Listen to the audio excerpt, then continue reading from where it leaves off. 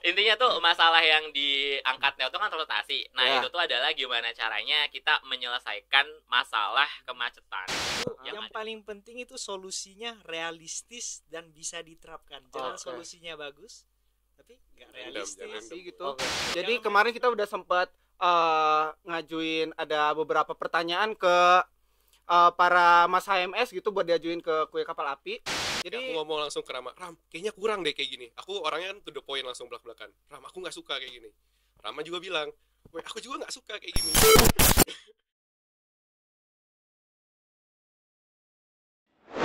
halo Mas HMS, selamat datang di episode pertama podcast Halo Karya. Bersama saya Aris Sotomi 20.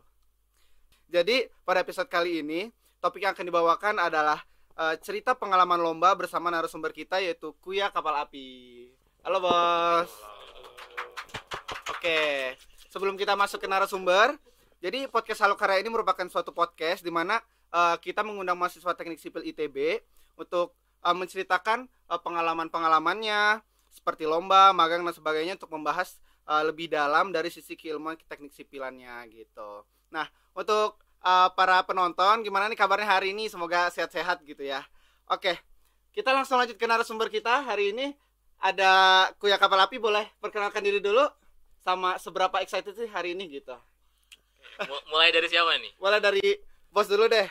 Oh, dari gue dulu ya. Oke. Ya. Halo Mas AMS, kenalin nama gue Rama. Gue dari AMS 20, NIM-nya 139. Dan seberapa excited sih? Tentunya untuk HMS apa sih yang enggak gitu. Oke, keren banget bos Rama. Mungkin udah lanjut nih. Oke, lanjut ke bos selanjutnya nih. Halo kenalan semua, nama saya Andres Setiawan, NIM 130, angkatan 20, excited ya begitulah. Kok gitu? Agak Begitu lo tuh berbanding maksudnya ya. gimana? Begitu lo maksudnya gimana tuh? Sangat senang banget. Waduh, kelihatan gak gimmick banget ya. Gak gitu. Lanjut bos. Oke, halo Mas AMS, kenalin nama gue Vincent dari Kopi Mix 145. Seberapa excited hari ini? Seneng banget. Waduh. Oke, gitu dong, senang banget. Oke. Aku ucapin salam kenal buat bos Rama, bos Vincent sama bos Andreas gitu ya. Selamat datang di podcast Halo Karya kita. Jadi sebelum kita lanjut ke topik selanjutnya nih, mungkin para penonton gitu ya, kepo kira-kira apa aja sih gitu prestasi dari Kuya Kapal Api ini. Nah, oleh karena itu aku bakal bacain sedikit dari prestasi dari para Kuya Kapal Api ini gitu ya. Jadi ada pertama first place dari Civil Innovation Challenge dengan tema inovasi solutif sebagai langkah antisipasi terhadap ketidakstabilan tanah untuk merealisasikan daerah tangguh bencana, di mana diusung oleh Universitas Gadjah Mada pada Juli 2023. Kemudian yang kedua ada Second Place Fusion atau FTSL Infrastructure Innovation Competition, diusung oleh Institut Teknologi Bandung pada Januari 2023. Terus yang ketiga ada Top 20 Finalis National Essay Competition CNS UI yang diusung oleh Universitas Indonesia pada bulan Mei 2022. Kemudian ada third place lomba kuat tekan beton Universitas Kristen Petra yang diusung oleh Universitas Kristen Petra pada bulan Mei 2021. Keren banget. Tepuk tangan dulu teman-teman. Thank you. Oke. Mungkin tanpa berlama-lama kita langsung mungkin bahas satu persatu gitu ya prestasi dari Kuya Kapal Api gini gitu. Jadi yang pertama mungkin aku mau dengar dari bos dulu terkait lomba kuat tekan beton di Universitas Kristen Petra gitu ya. Nah, mungkin yang aku tahu dan para penonton tahu nih gitu. Mungkin lomba kuat tekan beton kayak ya udah kita membuat bagaimana cara membuat beton dengan spesifikasi yang udah ditentuin sama panitia lomba gitu misalnya. Tapi kalau dari lomba kuat tekan beton di UKP ini sendiri yang pas Kuya Kapal Api jalanin gitu ya. Mungkin ada perbedaan atau ada pengalaman unik gitu? Boleh ceritain, Bos? Oke, mungkin gue coba cerita ya. Nanti kalau Boleh, misalnya dari mau Bos Rama nambahin, dulu. boleh. Nah, jadi sebenarnya lomba kuat tekan beton di Petra ini tuh pengalaman pertama kita untuk lomba.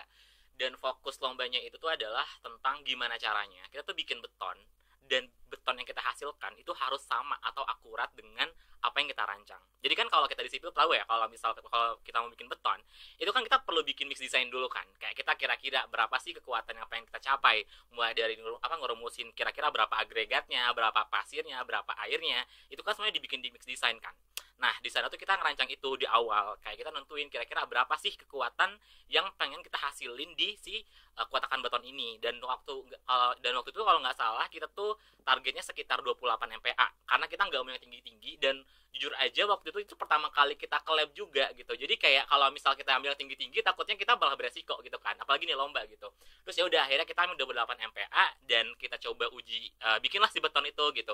Dan tentunya ketika kita bikin beton itu tuh banyak banget pelajaran kita ambil, terutama karena kita pertama kali ke lab dan kita adalah angkatan online.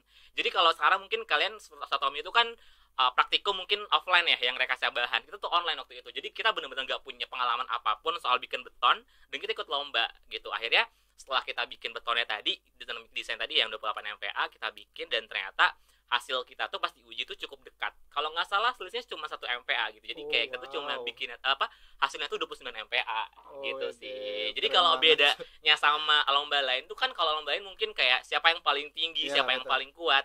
Kalau ini enggak. Yang penting lu bisa bikin beton yang pas dengan rancangannya gimana. Oke, keren gitu banget. Gitu. Oke, aku sekarang mau dengar dari Bos Andreas gitu ya. Jadi kan berarti itu baru tahun pertama di sipil dong berarti ya ikut lombanya. Nah, gimana tuh tips and trick kok bisa langsung menang gitu, Bos? Kebetulan. Kebetulan. Kok merendah gitu sih, Bos? Jadi itu ceritanya, kami pertama kali ikut lomba, pertama kali ke lab, pertama kali juga beneran pegang material sipil. Ya kalau mau dibilang kebetulan, ya sebagian besar sih kebetulan dikasih kesempatan untuk menang. Tetapi ada sebagiannya juga karena usaha dan tekad kami untuk sama-sama mengerjakan dengan sepenuh hati dan ya konsisten lah. Tepuk tangan dulu dong teman-teman. Oke. Tapi koreksi mungkin bukan kebetulan, tapi keberuntungan mungkin ya. Karena kalau kebetulan kayaknya di situ nggak ada yang namanya kebetulan, tapi itulah takdir ya nggak sih? Setuju. Katanya nggak ada keberuntungan sih, Bos. Lebih ke emang udah takdir ya kayak gitu takdir. Ya. Oh ya udah, oke boleh takdir aja. Oke. Jadi ada pengalaman unik nggak gitu selama keberjalanan dari Bos Vincent? Kayak mungkin pas lagi keberjalanan lomba itu terus ngelihat beton dari univ lain, terus kayak, wih keren juga, nah ada inovasi yang belum pernah kita dengar sebelumnya gitu, itu gimana? Buat yang lomba kuatkan beton di PFK ya? Itu sebenarnya, sama mau koreksi sebenarnya bukan kebetulan, itu judgment engineering. Iya. Bedakan kebetulan sama judgment engineering. Jadi waktu itu kalau singkat cerita ya, sebenarnya kita kan bikin lombanya tuh 2 minggu aja kalau nggak salah persiapannya. Jadi kita bikin 2 mix design ini tuh kita uji coba di 7 hari. Nah pas di uji coba 7 hari itu kalau nggak salah dulu ada pelajaran, kalau nggak salah itu telah mencapai 70% dari kekuatan betonnya kan. Makanya kita waktu itu sempat lebih ke, nah kalau keberuntungannya tuh di gamblingnya sih, kita milih mix desainnya tuh, yang ini ternyata pas sampai di 29 MPa. Cuman sebenarnya sebelum itu tuh ada adjustment engineeringnya gitu. Cuman sama kalau dibandingin sama kelompok lain yang tadi ya, kayaknya buat lomba yang ini tuh benar-benar yang diuji cuman si ketepatannya aja gitu. Karena waktu itu poinnya tinggi banget sampai 4.000 kalau nggak salah totalnya. Dan mungkin nambahin juga sebenarnya kelompok lain tuh ada yang inovasinya. Kayak mereka ada yang nambahin keramik, ada yang nambahin bahan-bahan lain di luar sipil. Dan sebenarnya mungkin kalau temanya soal bukan ketepatan itu mereka bagus. Tapi karena yang sekarang tuh temanya ketepatan, yang gimana caranya kita biar sama dengan rancangannya, ya terlepas bahannya apapun ya udah gitu. Memang tujuan utamanya emang ketepatan sesuai sama yang kita udah tentuin sendiri juga kan. Iya. Berarti bagaimana cara kita menyesuaikan sama apa yang kita udah tentuin sendiri juga gitu. Mungkin itu kan berarti di tahun pertama tuh, berarti modal awalnya tuh cuman rek ban doang kah atau gimana? Totally rek ban doang. Rek ban dan mungkin belajar sendiri lah gitu ya. Iya. Dan ini karena kan kalau mix design tuh itu namanya tuh nggak ada yang exact bener segitu gitu kan. Itu kan namanya kayak pendekatan. Jadi kita sebagai engineer tadi bener harus punya judgement apakah yang kita hasilin tuh udah bener atau enggak. Misal kayak pasirnya sekilo misal kayak gitu kan, apakah sekilo itu tuh masuk akal nggak sih kalau dibandingin air yang cuma seberapa gram misal kayak gitu. Itu kan agak perlu ada pertimbangan dari kita gitu. Berarti emang engineering judgment-nya mantul banget ya. Iya sih, jadi thank you banget buat Pak Muslinang yang ngajarin rekban kita ya nggak sih, karena dari sana kita dapat banyak ilmu sih. Masih gitu buat judgment engineering ya. Iya, betul. Judgment engineering is the key ya. Yes. Oke, mungkin beralih dari lomba kuat tekan beton kita ke lomba yang ada di kampus kita sendiri gitu ya. Dimana ada lomba fusion atau FTSL Infrastructure Innovation Competition gitu. Dimana yang aku tahu nih temanya itu ada Constructing Sustainable Society Through Engineering Approach. Itu maksudnya gimana sih, Bos? Siapa dulu? Oke. Gue jelasin. Oke, gue lagi ya. Oke. Kayak gue banyak ngomong tapi nggak apa-apa. Kalau yang waktu itu intinya jadi gini, waktu FTSL Summit itu kita tuh kan FTSL tuh ada 5 kakak kan. Ya. Ada air, sipil, kelingkungan, kelautan, dan rekayasa infrastruktur lingkungan kalau nggak salah gitu. Ada 5.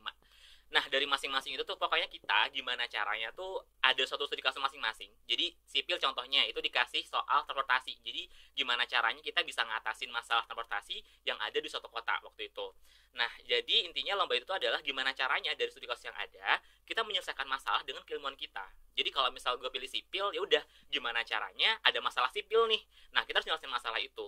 Beda sama lingkungan juga ada beda masalahnya. Jadi intinya ya gimana caranya dari masalah-masalah yang ada kita dengan ilmu yang kita punya itu menyelesaikan masalah itu. Dan kebetulan karena kita sipil, ya udah kita milih yang sipil, kita ambil masalah transportasi, dan kebetulan itu cukup menarik juga sih, karena itu pertama kali juga kita ikut transportasi, ya nggak sih? Karena kan dulu ikutnya beton kan struktur tuh. Nah, waktu yang di FTSL Summit itu transportasi gitu. Dan itu pendekatan masalahnya cukup beda kalau misalnya sama struktur. Karena kalau yang kalian tahu kan kalau transportasi itu banyak hal yang perlu kita pertimbangkan, termasuk dari sosialnya kayak gimana. Berarti outputnya lebih ke papernya gitu, lebih ke inovasi, penyelesaian solusi gitu. Oke. Berarti emang cuman berarti dalam bentuk inovasi itu bagaimana cara kita menyelesaikan permasalahan yang itu berarti permasalahannya langsung dari pihak sana atau gimana tuh? Iya, betul. Ada studi kasusnya. Berarti itu boleh kita angkat lagi nggak gitu? Itu masalahnya kemarin apa sih? Oh, boleh. Mungkin ada yang mau ada yang masih inget gak? Agak lupa ya. Oke, udah gue cerita lagi ya. Gue agak inget nih. Boleh. Intinya tuh masalah yang diangkatnya itu kan transportasi. Nah, itu tuh adalah gimana caranya kita menyelesaikan masalah kemacetan yang ada di kota Bandung. Dengan cara gimana kita bisa menghasilkan transportasi yang dia tuh harus berkelanjutan. Jadi selain dia menyelesaikan masalah kemacetan tadi, tapi itu juga harus pertimbangin soal apakah solusi kita tuh layak atau enggak dari sisi keberlanjutannya. Karena kan kalau sekarang kita ngomongin SDGs kan, gimana caranya solusi yang kita bangun tuh nggak cuma nyelesain masalah, tapi juga bisa tetap lanjut sampai kapanpun. Itu sih intinya. Jadi kemacetan sama SDGs-nya. Oke. Dari permasalahan tadi solusinya tuh apa tuh? Highlight solusinya. Harus ingat sih, harus ingat. Coba ada. Ini penonton mau dengar suara bos yang lain juga. Iya. Namanya Bandrek kan kalau nggak salah ya. Waduh, apa tuh? Lupa singkatannya. Bandung on the track. Wede, apa tuh? Rama yang buat itu. Ya itu singkatan tadi gue sih bikin. Bandrek. Ya. Secara garis besar apa tuh, Bos? Kita kayak buat sebuah aplikasi gitu yang intinya mengintegrasikan si transportasi umum yang ada di kota Bandung. Terus dalam satu aplikasi itu bisa kita gunakan lah istilahnya buat masyarakat gitu, buat mempermudah masyarakat. Oh, jadi di situ ada terintegrasi transportasi apa aja tuh? Ada angkot gitu-gitu? Kemarin kita lebih ke angkot aja sih. Angkot. Angkot aja. Angkot aja ya. Angkot aja.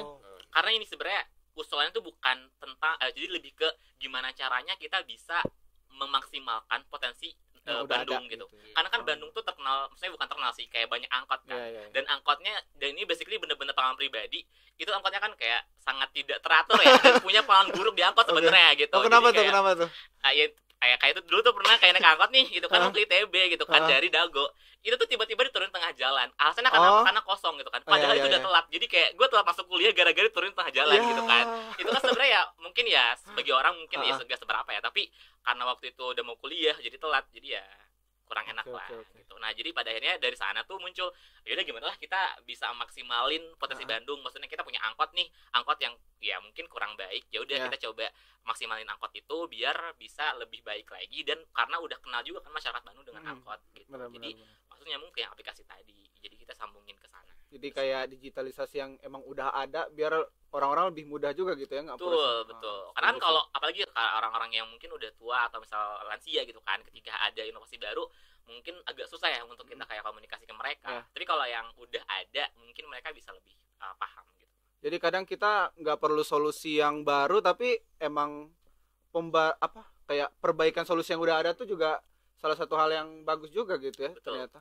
Jadi tapi kalau yang paling penting di lomba-lomba paper gini itu yang paling penting itu solusinya realistis dan bisa diterapkan. Jangan solusinya bagus tapi nggak realistis.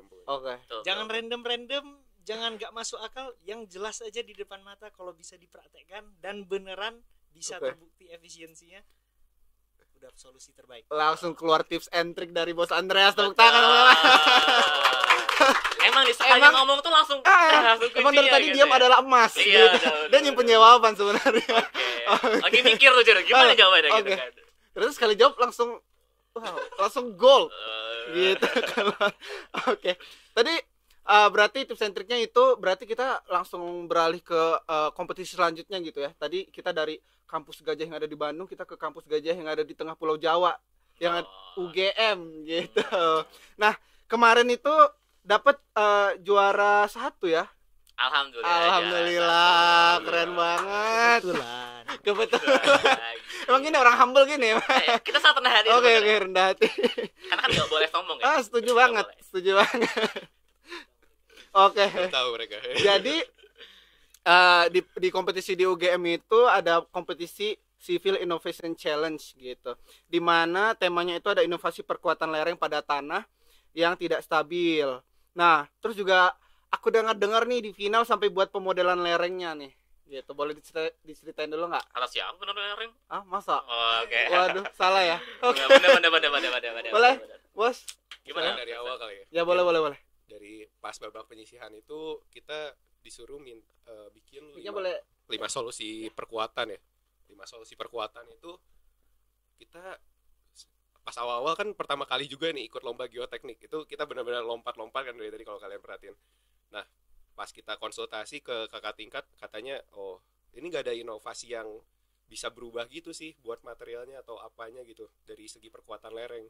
Yang penting kalian kerjainnya pokoknya si lereng ini tuh berubah jadi stabil, inti utamanya kayak gitu. Habis itu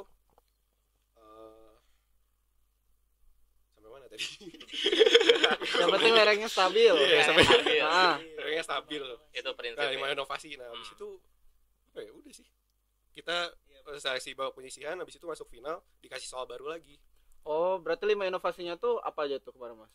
Kemarin resloping, soil nailing, gabion, dinding tanah, geotekstil. Sama geotekstil. Oh, tapi berarti itu emang solusinya emang udah ada komersilnya udah gitu, tapi sih di sipil. Jadi tapi kita kayak ya udah kita meng-apply itu di case yang ini gitu ya. Pilih satu lah yang paling bagus. Oh, paling gitu. Jadi kemarin dipilih apa? Soil nailing. Soil nailing. Dan mungkin konteksnya dikit ya. Jadi sebenarnya tuh masalahnya tuh adalah ceritanya tuh ada suatu perumahan namanya tuh Bachiro Residence. Itu tuh dia tuh perumahan yang dibilang baru nggak baru. Nah, dia tuh mau dibangun perbaharuan lah intinya dan letaknya tuh samping lereng gitu. Nah, dan lereng tuh kayak cukup curam. Nah, masalahnya adalah si lereng itu ternyata longsor. Nah, gimana caranya kita nguatin lereng itu? Makanya muncul tadi 5 solusi tadi. Berarti emang nggak bisa sesimpel DPT doang gitu, nggak bisa? Nggak bisa, karena udah mintanya 5 gitu ya. Udah kita mikir 5 banget itu gitu. Jujur. Tuh, dan itu tuh masing-masing tuh banyak banget hitungannya sebenarnya. Jadi kayak kita kayak ngejadi mata sebenarnya. Tapi ya enggak juga. Sebenarnya ada satu anggota lagi buat yang ngerjain kita lomba ini. cuma bertiga Ada kalau yang waktu itu. Siapa tuh? Kelsen. Bos Kelsen. Oke. Terus akhirnya final, terus gimana finalnya?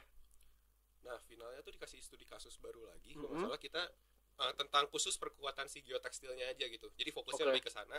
Terus kita disuruh ngedesain si lereng ini tuh kuat secara geotekstil dari materialnya, terus konfigurasinya gimana. Nah, pemodelan yang tadi itu dibuat untuk membuktikan si inovasi yang telah kita buat tadi. Nah, ini mungkin kalau hitungannya dijelasin sama dia lah nih. ada cerita lucu lah ya. Oke. Mau mulai dari mana? Pokoknya di final itu ceritanya kan tadi disuruh bikin geotekstil. Sedangkan masalah yang dihadapi kelompok kami kan ada 4 orang. 2-nya KP di Jakarta, 2-nya KP di Bandung. Oh, berarti pas libur semester kemarin dong berarti. Iya, Iya, pas baru- liburan, pas liburan. Nah, karena ada yang lagi KP, beda tempat, mau modeling lagi. Nah, masalahnya sekarang gara-gara itu kami secara teknis gak beneran belajar modeling sih untuk final, cuman nyoba-nyoba. Kalian cuma nyoba-nyoba kecil-kecilan. Kita nyoba, misalnya kita buat lapisan cuman 10 cm aja. Dikira-kira. Terus, ini tanahnya bisa berdiri ya. Udah deh kayaknya.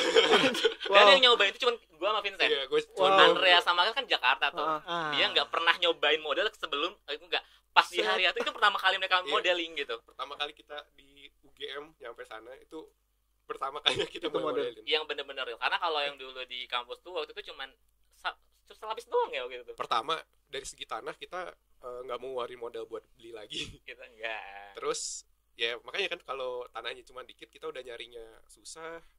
Terus dapat tanahnya cuma 10 cm, sementara tinggi aslinya pemodelannya itu sampai 40 cm ya kemarin. Ya. Oh. Sekitar Sampai 50. 50 Ukuran loh. box atau 50 cm. Boxnya 50 cm. Jadi bayanginnya ya setinggi inilah gitu. Enggak segini kayaknya. Ya situlah. Berarti model fisik ya itu ya? Model Pemodelan Iya, fisik. pemodelan Iya, fisik. pokoknya gimana. Jadi inti modelnya itu adalah gimana caranya kita punya tanah sebanyak 150 kilo. Nah, si tanah itu tuh harus berdiri di box yang ukuran 50x50 tadi dengan perkuatan geotekstil. Nah, si geotekstilnya tuh diibaratkan kertas saring kalau kamu tahu. Jadi kayak kertas saring tuh yang sering dipakai di kimia-kimia gitu Iya, lah tahu. gitu kan. Nah, itulah intinya kita bikin dengan kertas saring. Jadi kita punya kertas saring, punya tanah pasir yang tanahnya tuh benar-benar kering banget. Jadi nggak ada airnya sama sekali. Jadi kalau misalnya digini tuh langsung kayak gitu buyar. kan. Iya, jadi tentangnya itu gitu. Jadi dengan 2 hal tadi gimana caranya kita bikin lereng yang tegak bener-bener 90 derajat Oh wow. gitu. Dan FYI juga alat kita tuh cukup terbatas karena kayak kita bener-bener gak nyiapin banget yang modeling karena kita ya udah coba fokus di bagian hitungannya dulu gitu karena biar pasti gitu kan. Selain itu kan keterbatasan tadi juga yang gue di Bandung, ini di Jakarta gitu. Itu emang harus 90 derajat tuh. Iya, 90 derajat. harus 90 derajat. modal kita cuman bawa ke sana tuh papan kayu, Papan sementara kayu. yang tim lain tuh bawa alat penumbuk proktor. Waduh. Udah pakai helm. Iya, K3. mereka mempertimbangkan APD gitu-gitunya, K3-nya. Kita tuh enggak sama sekali. Kita kayak bocah yang datang ke sana ketawa-ketawa. Tapi untungnya karena hitungan kita, maksudnya kayak kita udah nganalisis dulu secara teorinya gitu kan. Jadi kita udah ada pertimbangan misal kayak panjang pengangkurannya tuh berapa ke dalamnya. Nah, itu tuh udah dihitung bener-bener. Jadi pas dicobain tuh alhamdulillah tuh nggak runtuh gitu kan. Wow. Jadi ya sebenarnya itu cukup bahagia banget lah ketika dapat modelnya tuh bener-bener berdiri gitu. Ini campur tangan Tuhan banget sih jujur Iya, ya. betul. Udah nggak siap APD, udah belum modeling juga baru dikit banget tapi Hmm. juara 1 gimana sih ini maksudnya Tapi gifted atau gimana sih? intinya ini kalian itu harus punya prinsip konsep yang benar. Oke. Karena yang aku lihat waktu di kemarin tuh kadang ada beberapa tim yang mungkin dia siap secara teknis kayak tadi nyiapin APD, nyiapin ini, tapi secara prinsip materinya, secara teorinya itu mereka belum paham benar-benar. Jadi ketika dalam perancangan ya udah mereka hanya mungkin ya kayak ya udah bikin tebal sepangkuan segini-segini dan mungkin perhitungan juga itu apakah memang udah benar atau enggak. Dan kita tuh karena kita ngerasa oke lah di model mungkin kita kurang, tapi gimana caranya di sisi lain yang bagian teori tadi Optimal harus banget. benar-benar 100% lah ibaratnya. Wow. Dan kita punya Andreas gitu. Jadi Kita kayak, punya Andreas. wah, itu ya udah di kita. Gitu sih. Udah sebenarnya. Keren banget, tepuk tangan dulu teman-teman. Gitu. Ini pas dia Ya, Q&A, boleh. pas di presentasi terakhir final, ada dikasih waktu 15 menit buat Q&A sama jurinya. Ya. Jadi waktu itu ada juri, boleh sebut nama nggak? Jangan lah. Jangan lah, Salah jangan. satu juri. Salah satu. Ini ceritanya kayak by one gitu sama dia. Jadi benar-benar kan Andreas ini kan waktu itu pembagian tugasnya tuh kalau nggak salah aku bagian materialnya, dari segi analisisnya Andreas bagian hitungannya. Nah waktu itu jurinya tuh concernnya benar-benar ke hitungannya Hitungan. banget. Makanya Andreas. Makanya waktu itu Andreas yang menjawab semua Wow. hitungannya. Wow. Dan karena dia benar-benar paham sih konsep dasar awalnya gitu, jadi hitungannya tuh udah benar-benar aman gitu. Udah matang banget lah Matang pokoknya. banget lah pokoknya. Wow. Ternyata yang paling diam ini emang yang Jadi- paling prepare. Iya. Wow. Kalau yang ini rahasianya itu. Waduh, apa tuh? Apa tuh Gua harus rahasia itu? spill. Spill. Sebenarnya dari permodelan kelompok kita paling jelek. Oh wow. Hebat kan? Oke. Juara kan? Ini juara. Permodelan kelompok kita paling jelek. Itu ada yang cembung, ada yang cekung, ada yang miring. Itu gara-gara ya memang kita gak siap sih secara teknis di permodelan. Tapi ya mereka yang lain pun bagus sekali, rapi kali, udah alatnya selengkap itu. Aku gak tahu lah mereka gimana ceritanya, mereka ngitungnya atau apa, aku pun gak tahu. Yang penting mumpung kuliah di ITB harusnya teori dan hitungannya keras. Nah itu keunggulannya dari itu permodelan kita hitung secara hitungan bisa berdiri, makanya kita modelin gitu walaupun tidak ada persiapan, nggak pernah coba sebelumnya. Yang penting yakin hitungan dan teorinya udah aman. Wow. Tapi mungkin bisa jadi pelajaran juga ya. Meskipun kalian oke secara teori aman nih, tapi untuk selanjutnya gitu kan, karena kita nggak tahu ya tim lain atau universitas lain, yaudah persiapin lagi juga semua dong ya. Prepare lagi aja soal modelingannya. Mungkin ini jurinya memang targetnya suka yang itu gitu kan, yang hitungan. Kriteria yang dia mau itu orang yang paham bukan betul, yang paham. Bukan yang apanya gimana, modelingnya bagus atau gimana. Mungkin ya yang poin plusnya itu yang beneran paham dan mengerti lah. Baru tercapai tujuan target lomba ini. Oh wow. Jadi analisis itu harus penting banget. Jangan sampai kalian tuh mapanin sesuatu tapi kan nggak paham. Itu yang salah gitu. Mungkin lawan ngelihat saat itu kayak ini pemodelannya. Memang. Sudah diketawa-ketawain. Kok mereka yang menang gitu. Oke, udah keren banget ini. Tepuk tangan dulu teman-teman. Kuya Kapal Api. Wow. Jujur insecure dan termotivasi sebenarnya, tapi kayak oke. Keren banget. Oke, kita tadi udah bahas banyak juga terkait achievement yang udah dicapai sama Kuya Kapal Api gitu. Jadi kemarin kita udah sempat ngajuin ada beberapa pertanyaan ke para Mas HMS gitu buat diajuin ke Kuya Kapal Api. Jadi kita langsung lanjut aja ke sesi Q&A gitu. Oke. Boleh. Jadi yang pertama ada yang nanya nih, gimana sih cara cari jurnal yang relevan buat lomba geoteknik? Mungkin dari Mas Andreas. Oke, geoteknik. Buka internet. Oke. Buka internet. Jurnalnya sebenarnya ini, kita kan kalau dari ITB ada akses ke Science Direct, ke Elsevier, itu kan gratis kan sebenarnya. Bisa pakai akun ITB langsung masuk aja. Simple. Kalau aku sebenarnya preferensinya bukan jurnal sih. Aku preferensinya itu kalau mau mulai sesuatu belajar dari buku. Soalnya buku itu jelas sekali dan mendasar. Setelah paham dasarnya, setelah tahu apa yang mau dicari, baru cari jurnalnya.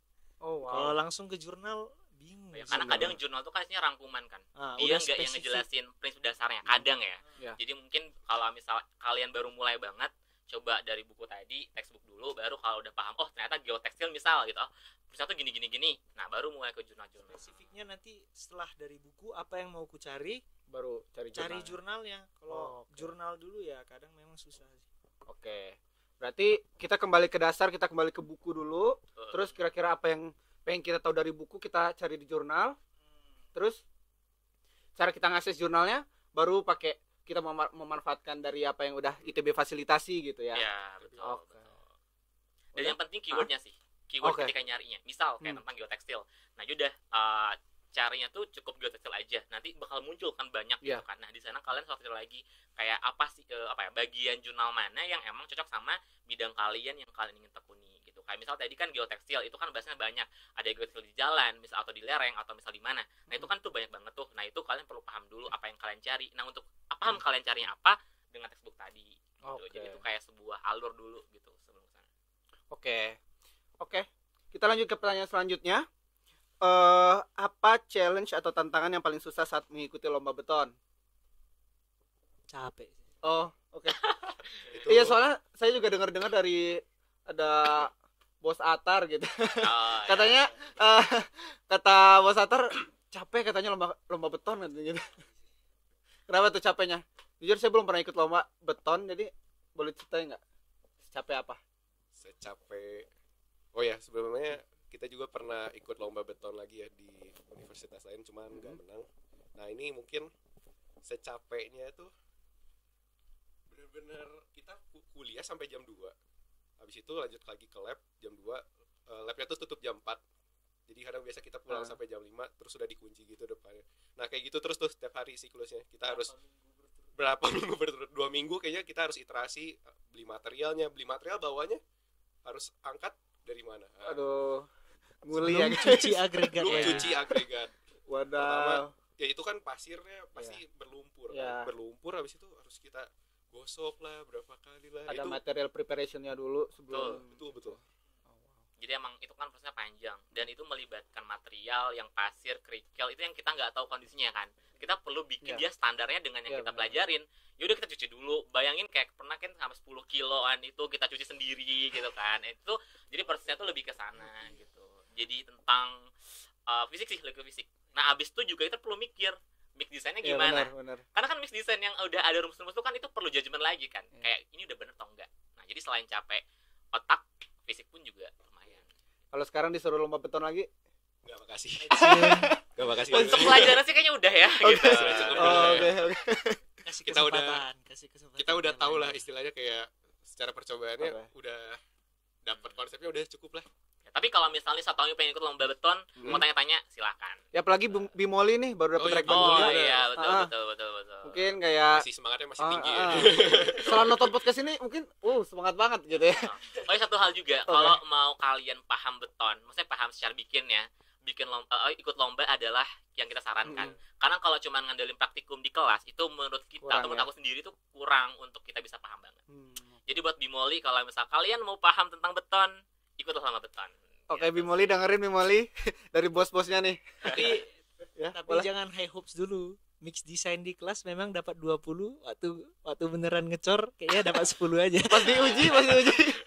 Ya perlu Jadi tahu hati-hati. Nah, makanya kan belum ikut lomba kan. Aduh. Biar mereka bisa memperbaiki itu. Oh, sama kalau praktikum kan teknisinya kan yang buat. Oh iya. Jadi kitanya nonton kan. Nah, kalau ini tuh teknisinya bakal ngelepas, kalian bakal buat sendiri gitu benar-benar dari nol. Nah, itu yang Kalian bener-bener ngaduk beneran gitu, kayak ngaduk sendiri tuh gitu. ngaduk, nyaring. Kalian ikut lomba sok ini. Ya, sok kerjaan silakan, sendiri. gitu. Uji sendiri agregatnya. Tapi untungnya sih lab kita cukup maksudnya Iya. sportif ya untuk mendukung mahasiswa lomba, karena teknisnya juga cukup baik, mereka ngebantu juga kalau misalnya kita ada kekurangan atau salah gitu sih. Jujur cerita dikit dulu rekban aku juga buat beton praktikum, waduh beng-beng banget ya kan? Baru diteken dikit kayaknya baru berapa ya? Kayaknya baru 5 dah. Langsung hancur gitu kan. Langsung, waduh kok ini langsung buyar gini ya. Oke. Untuk pertanyaan selanjutnya, apa sih tips and trick buat bangun bonding sesama anggota tim, terutama pas pertama kali mulai lomba bareng? Ya itu soalnya kan pasti agak susah dan kagok kan tuh kalau baru awal-awal mulai lomba bareng orang yang baru kita kenal sebelumnya. Ini kan kelihatan bonding banget nih. keluar makan, piknik Keluar bertiga di bawah bulan. Enggak kayak gitu. Lihat matahari. Nggak perlu sih. Yang penting ya waktu di awal pilih tim, pilih aja yang udah pas. Iya nggak sih? Sebenarnya yang value-nya sama sih. Kalau orangnya value-nya sama terus sama-sama mau berjuang kayaknya enak gitu timnya. Nanti kalau beda gitu terus satu malas-malas. Udahlah itu. Langsung ganti aja. Tapi boleh cerita dikit nggak kayak ini akhirnya bertiga ketemunya gimana? Oh ini pertama kali tuh aku yang ngajak. Oke. Oh enggak, kayaknya dulu tuh pertama kali semester 3 gue sama Vina ketemu tuh kumpulan kelas. Terus dia bilang, gue pengen ikut lomba nih. Terus kayak di sisi lain gue juga pengen ikut lomba. Ya udahlah kita gabung aja satu tim gitu kan. Karena di awal tuh udah kita punya feeling sama kan, pengen sama-sama ikut lomba gitu. Udah sama tuh. Terus kita mikir, tapi kan kalau nggak bisa bertiga, siapa yang lagi gitu kan. Terus kita kayak cari di kelas ada nggak ya yang kayak mau gitu kan. Terus kayak kita mulai analisis tuh kayak misal kekuatan di gua apa, di Vincent apa, terus kita butuhnya orang yang seperti apa. Dan waktu itu kita butuh orang yang bisa mengkritisi secara detail, dan Andreas itu termasuk orang yang dia cukup kritis, kayak dia cukup kritis ke hal-hal yang enggak aku atau Vincent yang kepikiran gitu. Akhirnya yaudah coba tanya Andreas mau atau enggak. Dan pas tanya dia mau gitu. Terus gas lah lomba gitu. Dan pas jadi pun ternyata cukup cocok. Dan kalau misal cara ngebangun chemistry gimana, itu soal waktu sih. Jadi setelah kalau kalian di awal udah punya value yang sama, sering berjalannya waktu, kalian udah pasti paham, oh Vincent ini orangnya kayak gini, Andres tuh kayak gini, gue kayak gini. Nanti bakal ketemu lah kekuatan di mana masing-masing. Dan jujur aja kayak gitu sekarang. Kayak kalau misal hal-hal yang berhubungan dengan hitungan misal atau hal yang kritis nih pasti Andreas gitu. Tapi kalau hal yang ngomong misal kayak presentasi atau ngomong-ngomong pasti gue gitu, karena yang punya di sini kayak gitu. laporan gitu nih, yang nulis juga dia. Oh, Kalau wow. saya Jadi laporan intinya selain tadi punya value yang sama, kalian harus paham soal apa ya, kekuatan masing-masing Ya. gitu.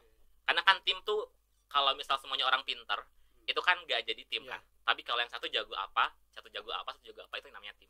Tapi kadang nggak bisa juga semuanya pinter nggak sih? Kadang orang pinter juga terkadang tidak terbuka terhadap pendapat orang lain gitu. Oh iya, mungkin kalau sih bukan pinter, Iya. tapi lebih ke dia lebih ngerasa super power dengan Iya. apa yang dia miliki gitu Iya, ya. setuju. Nah mungkin hal yang kayak gitu perlu dibenahi lagi, karena manusia lah, kita nggak bukan orang sempurna gitu kan.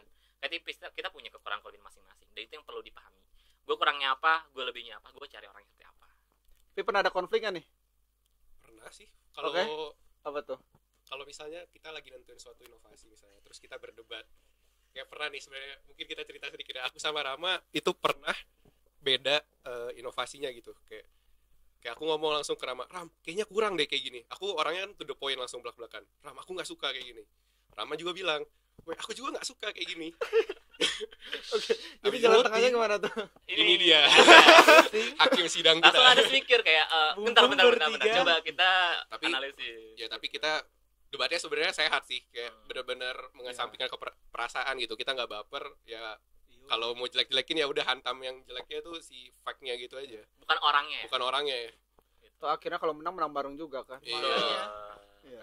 Dan ego sih, gimana Ego. cara kita bisa berkompromi dengan ego kita sendiri Oke. gitu. Karena sadarlah ini tim gitu, bukan individu. Ya lu kalau individu sendiri aja gitu Ya, loh banyak. Karena ini Setuju, tim setuju. ya, lo harus kompromi dengan orang lain. Oke, berarti kalau misalnya disuruh lomba kelompoknya lain gitu, ready nggak? Atau udah nggak mau berpisah nih bertiga? Jujur dari gue udah susah sih. Wih, Kalau gue deh. tipenya bukan yang gampang membangun Ah. hubungan lagi sama orang yang Oh. baru. Jadi kayaknya emang udah cocok sekarang, makanya timnya sama terus kan, sampai namanya Iya. sama terus. Makanya tadi kan banyak kan yang ikut lombanya. Dan itu timnya Wih, sama deh. terus, kayak Ah. kapal api terus, gak pernah berubah gitu. Tapi enak sih kalau emang udah ketemu orang yang pas, jadi ya udah tiap mau ngapain ya udah bareng orang itu aja gitu. Ya. Enaknya juga kita sekelas kebetulan bertiga. Tapi kegiatannya sama juga gitu kan. Iya. sama. Jadwalnya sama, ngumpulnya barengan sama. Kalau diskusi tugas barengan juga, di grup langsung tinggal ngomong, ini gimana cara ngerjainnya, langsung kita bahas bersama gitu. Dan terbuka sih. Dan Iya. terbuka. Jangan ngerasa paling bertanggung jawab di sini, karena kita semua tanggung jawab sama. Gak ada yang lebih siapa, yang kurang siapa. Enggak. Kalau salah satu orang ya salahnya ditanggung bersama gitu. Kita kayak gitu sih prinsipnya. Wow. Emang ini circle-nya udah diuji gitu ya dengan badai, dengan agregat, dengan Udah 3 dengan tahun. lereng stabilitas lereng udah diuji. Oke. Untuk next pertanyaan nih. Gimana cara kalian secara mandiri belajar software Plexis? Jujur belum pernah dengar. Mungkin boleh dijelasin dikit yang tidak diajarkan di kelas. Oh, oke. Kalau Plaxis itu dia sebenarnya software yang buat geoteknik ya. Dia buat yang ngitung lereng, pondasi atau segala macam. Nah, kebetulan tuh waktu itu pertama kali juga sebenarnya kita kan mulai dari nol ya. Aku sama Kelsen waktu itu bagian yang ngerjain aplikasi Plaxis ini, kita searching di YouTube sih sebenarnya. Oh, wow. Searching di YouTube terus dapet tuh video dari HMS. Hah? HMS jadi bikin tutorial Plaxis 2 Oke. tahun lalu. Ada webinarnya gitu. Terus kita nonton, diajarin basic-basicnya. Cuman sampai sekarang sebenarnya masih ya salah lah. Kayak konsep dasar penggunaan kenapa jenis tanahnya ini atau apa itu kita kan belum paham. Jadi inputnya pasti masih salah gitu. Nah, mungkin kalau aku saranin kalau misalnya kalian mau belajar Plaxis, bisa nonton video tutorial dari HMS atau mungkin HMS mau ngadain Nah, tutorial boleh banget. Plaxis Latihan ya, boleh. sama. Oke. Kalau kemarin itu belajar dari website juga, kalau nggak salah ada satu platform gitu yang ngajarin tentang teknik sipil. Habis itu ya kita buka dan kita belajarin aja sih mandiri. Cuman ya sisanya harus ngulik-ngulik sendiri lah. Berapa lama tuh kemarin ngulik-nguliknya? 1 bulan. Bener-bener 1 bulan, soalnya kayak banyak fail, banyak Beneran gagal. sebelum lomba itu baru ngulik gitu ya? Atau gimana? Pas lombanya justru. Wow. Karena bener mungkin kemarin pasti karena lomba kan sebenarnya. Kita kalau setiap kali ikut lomba gak pernah prepare apa-apa, jujur aja. Jadi kayak selalu close registration, terus FOMO gitu kan tipenya. Kalau aku yang biasanya ngajakin di grup sih, guys, ini ayo lomba guys, ada ini. Besok lah lihat lagi. Habis itu nanti pas udah close reg atau apa, Ya. langsung daftar lah, udah Oh, daftar. baru. Langsung kayak gitu. Nah itulah. hari H penutupan tuh daftar. Hari H penutupan saya nggak pernah tuh kayak udah siap ready gitu. Kecuali yang beton. Karena beton kan masih semester 3 tuh. Ya, 4 sorry. Kita kayak semangat kan, terus kayak emang dari awal, karena tadi kan aku Vincent ngajak lomba itu kan karena kita pengen nyobain bikin beton, karena kita kayak sebenarnya bukan kecewa sih pas dapet praktikum online tuh kayak cuma liatin doang kan, liatin video, kita pengen ngerasain rasanya gimana gitu bikin beton, dan itu motivasi awal ikut lomba beton sebenarnya. Dan menang kita, alhamdulillah. Ada tambahan? Belum ada. Oke. Kita lanjut ke pertanyaan selanjutnya nih. Time management buat menyeimbangkan antara lomba akademis, terus ada kegiatan non akademis juga, terus ada buat lomba CIC yang diselenggarakan di semester 6 yang cukup chaos secara akademik. Sebenarnya gini sih, manajemen waktu itu gak berguna kalau kita udah memakai semua waktunya. Yang betul itu di awal, sebelum mengambil atau memilih sesuatu, pastiin dulu dalam 24 jam sehari itu memang waktunya bisa masuk atau enggak. Kalau dari awal udah ngambil semua, waktu itu 24 jam itu tetap mau di manajemen sampai berapapun kalau udah dipakai semua udah tetap habis. Jadi di awal tentuin dulu, saya bisa ikut lomba ini atau enggak, saya bisa ikut kepanitiaan ini atau enggak, saya ada waktu untuk beneran bertanggung jawab untuk yang saya ambil ini atau enggak. Kalau di awal udah gak ada, nggak guna manajemen waktu. Yang penting selagi ada waktu dan selagi ada tekad, dan setelah itu mau ambil juga memang ya sudah ambil aja, itu aja. Jadi jangan asal nekat aja gitu ya. Ya kalau memang sendiri udah sibuk dengan acara atau kegiatan lain, mau ambil lomba lagi ya susah sih. Ya, setuju.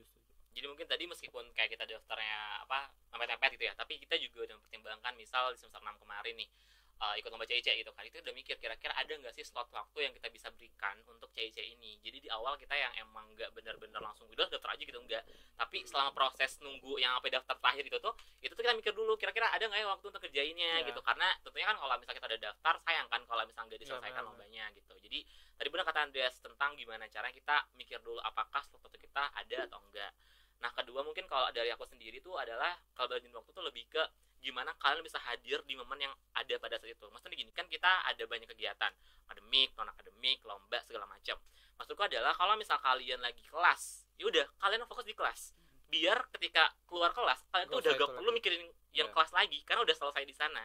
Tapi kan kadang-kadang orang kayak gini kan, misal kayak ketika di kelas tapi dia ngerjain soal organisasinya, dia ngerjain lombanya gitu kan. Berarti kan kerjaan kelas dia kan gak selesai. Ketika di luar kelas dia perlu spare waktu lagi untuk belajar di kelasnya kan.